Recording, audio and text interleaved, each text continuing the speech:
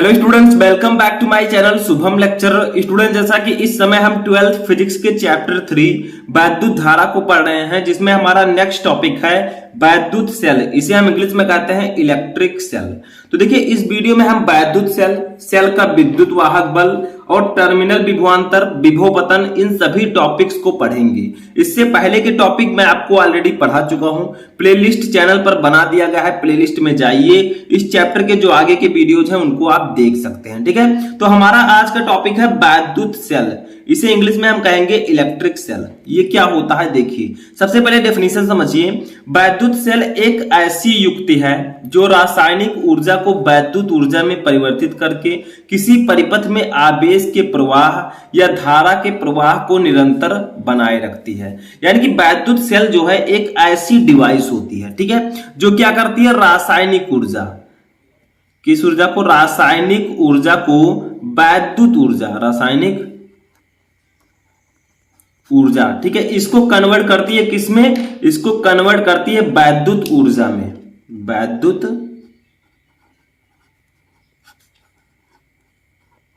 ऊर्जा में। ठीक है, तो वैद्युत सेल एक ऐसी युक्ति है जो रासायनिक ऊर्जा को वैद्युत ऊर्जा में परिवर्तित करके किसी परिपथ में आवेश के प्रवाह या धारा के प्रवाह को निरंतर बनाए रखती है। ठीक है, जैसे देखिए कोई बैटरी रखा है, कोई सेल है, ठीक है, तो उसमें क्या होगा, वो रासायनिक ऊर्जा को, उसके अंदर जो एनोड होंगे, कैथोड होंगे, उसमें जो आपका वैद्युत अपघट्य होगा, उस रासायनिक ऊर्जा को वो वैद्युत ऊर्जा में परिवर्तित कर देता है। ठीक है, तो वैद्युत ऊर्जा में परिवर्तित करेगा तो क्या होगा, उसमें आवेश के प्रवाह और धारा का जो प्रवाह है वो निरंतर बना रहता है। ठीक है, तो वही होता है आपका वैद्युत सेल। तो इसका डेफिनेशन यही होगा कि वैद्युत सेल एक ऐसी युक्ति है जो रासायनिक ऊर्जा को वैद्युत ऊर्जा में परिवर्तित करके किसी परिपथ में आवेश के प्रवाह या धारा के प्रवाह को निरंतर बनाए रखती है। ठीक है, यानी कि सिंपल भाषा में समझे तो वैद्युत सेल जो है वो रासायनिक ऊर्जा को वैद्युत ऊर्जा में परिवर्तित करती है। ठीक है, अब नोट देखिए, वैद्युत सेल वैद्युत ऊर्जा का एक स्रोत है।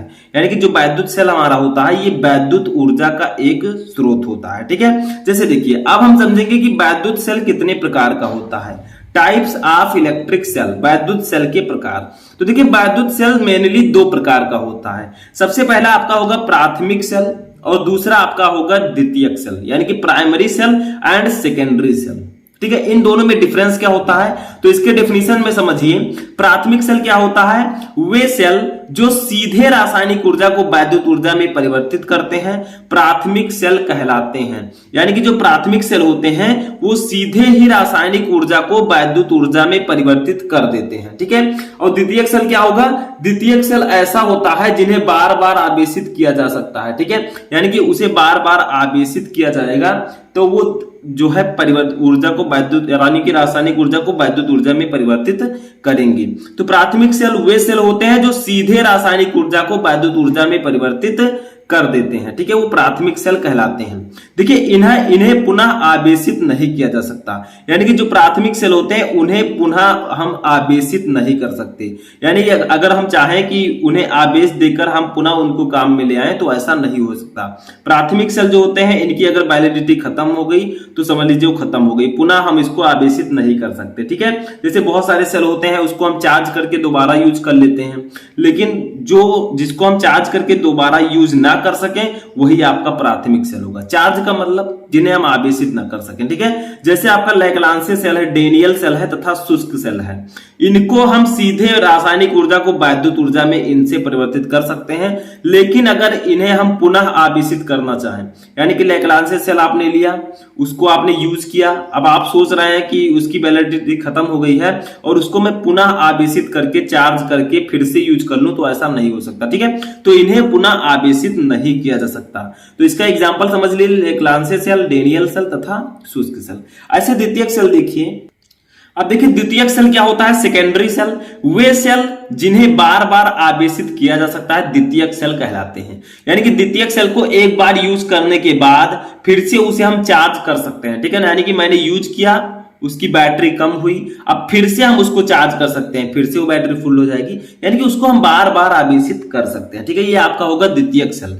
जैसे आपका सीसा संचायक सेल, इसका एक बहुत ही इंपॉर्टेंट एग्जांपल है। ठीक है, अब आते हैं अपने नेक्स्ट टॉपिक पर। मोस्ट इंपॉर्टेंट टॉपिक है सेल का विद्युत वाहक बल। ईएमएफ ऑफ ये सेल, यानी कि इलेक्ट्रोमोटिव फोर्स ऑफ ये सेल। ये क्या होता है तो देखिए, एकांक परिपथ को संपूर्ण परिपथ में, ठीक है, एकांक आवेश को संपूर्ण परिपथ में सेल सहित प्रवाहित करने के लिए सेल द्वारा दी गई ऊर्जा को सेल का विद्युत वाहक बल कहते हैं। यानी कि कोई आवेश है, उसको संपूर्ण परिपथ में प्रवाहित करने के लिए, संपूर्ण परिपथ में प्रवाहित करने के लिए जो सेल द्वारा ऊर्जा दी जाती है उसी को हम सेल का विद्युत वाहक बल कहते हैं। ठीक है, यानी कि मान लीजिए कोई परिपथ है, ठीक है, अब एक आवेश है, उस आवेश को हम उस पूरे परिपथ में प्रवाहित करना चाहते हैं, तो उसको प्रवाहित कराने में जो सेल द्वारा ऊर्जा दी जाएगी वही सेल का विद्युत वाहक बल होगा।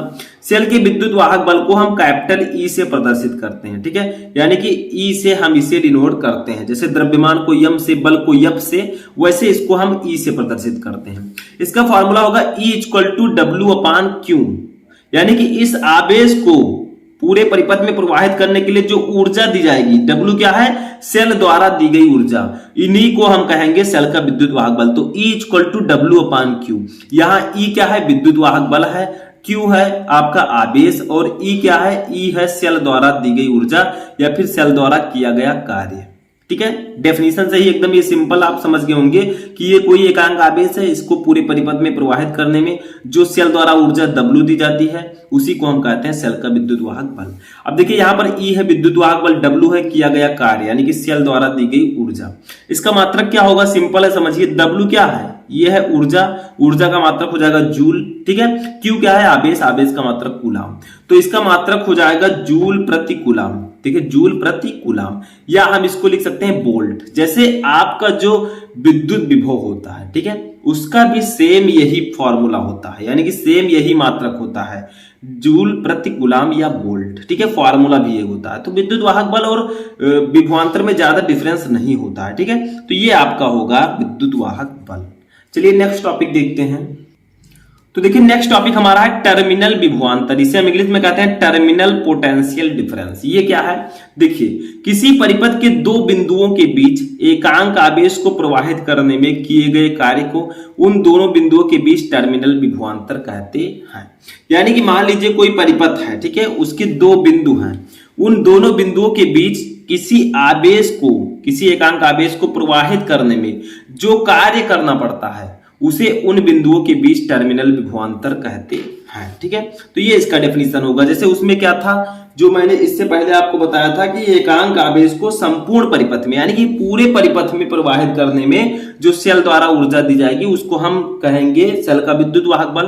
टर्मिनल विभवांतर में क्या है, किसी परिपथ के दो बिंदु ले लें हम, दो बिंदुओं के बीच एक आवेश को प्रवाहित करने में किए गए कार्य को उन दोनों बिंदुओं के बीच टर्मिनल विभवांतर कहते हैं। फॉर्मूला लगभग वही होगा, लेकिन टर्मिनल विभवांतर को हम V से प्रदर्शित करेंगे, तो इसे हम V से प्रदर्शित करते हैं। V इक्वल टू होता है WY, Y का मतलब जो बाहरी की गई ऊर्जा, ठीक है, बाहरी किया गया कार्य, तो WY/Q, यानी कि W एक्सटर्नल/Q होगा इसका फॉर्मूला। ठीक है, समझ में आ गया, W का मतलब, Y का मतलब एक्सटर्नल। ठीक है, यानी कि दो बिंदुओं के बीच एकांक आवेश को प्रवाहित करने में, यानी कि जो आपका परिपथ है उसके दो बिंदु हैं, उनके बीच एकांक आवेश को प्रवाहित किया जा रहा है, तो उसके लिए हमने एक्सटर्नल यूज किया है, तो WY/Q। ठीक है, ये फॉर्मूला इसका हो जाएगा।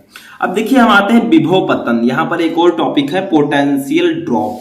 विभव पतन क्या होता है, तो देखिए ये भी आपका, जैसे आपका जो टर्मिनल विभवांतर है वो Y होगा, यानी कि W, इसके लिए W एक्सटर्नल लिखेंगे, और जो आपका विभव पतन होगा इसमें हम W इंटरनल लेंगे। ठीक है, तो एकांक आवेश को आंतरिक परिपथ में प्रवाहित करने के लिए सेल द्वारा दी गई ऊर्जा को विभव पतन कहते हैं। देखिए इसमें सिंपली दे दिया गया है कि एकांक आवेश को, जो आपका परिपथ है उसके आंतरिक भाग में, ठीक है, तो आंतरिक परिपथ में प्रवाहित करने के लिए सेल द्वारा जो दी गई ऊर्जा होता है उसको हम विभव पतन कहते हैं। ठीक है, और जबकि आपका जो सेल का विद्युत वाहक बल था वो एकांक आवेश को संपूर्ण परिपथ में, यानी कि पूरे परिपथ में लिया गया था। टर्मिनल विभवांतर में क्या था, दो बिंदुओं के बीच लिया गया था, लेकिन यहां पर एकांक आवेश को आंतरिक परिपथ में प्रवाहित किया जाएगा। ठीक है, तो प्रवाहित करने पर सेल द्वारा जो दी गई ऊर्जा है उसी को विभव पतन कहेंगे। इसे हम V से डिनोट करेंगे, V डैश से, सॉरी यहाँ पर V डैश है, ठीक है, क्योंकि V हम ऊपर ले चुके हैं। अब V डैश इक्वल टू हो जाएगा W आंतरिक, यानी कि आंतरिक परिपथ में जो किया गया कार्य है। ठीक है, तो W आंतरिक लिखेंगे /Q। ठीक है, Q सब में रहेगा, तो ये आपका हो जाएगा विभव पतन का फॉर्मूला, ठीक है, क्योंकि यहाँ पर आंतरिक परिपथ में प्रवाहित करने में शेल द्वारा ऊर्जा दी गई है तो W आंतरिक लिखेंगे, ठीक है, अपान Q। मात्रक तो सिंपल है, W है जूल, कार्य का मात्रक जूल प्रति कूलाम, तो जूल प्रति कूलाम या वोल्ट, ऐसे इसका भी होगा जूल प्रति कूलाम या वोल्ट। तो ये आपका था टॉपिक विभव पतन, ठीक है। तो यहां पर मैंने आपको कुछ टॉपिक्स बताए इस वीडियो में। अब जो टॉपिक्स हैं उसको मैं नेक्स्ट वीडियो में बताऊंगा। इतना टॉपिक आई होप कि आपको समझ में आ चुका होगा, ठीक है। तो चलिए मिलते हैं नेक्स्ट वीडियो में, तब तक आप लोग पढ़ते रहें।